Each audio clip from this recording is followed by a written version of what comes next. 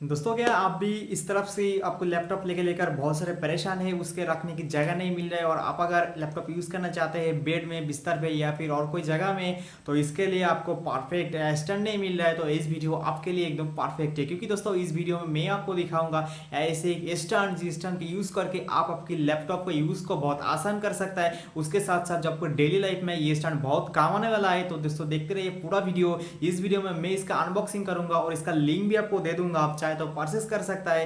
तो देखते रहिए पूरा video. Hi guys, you are watching tech advice tech Hindi YouTube channel. Let's start.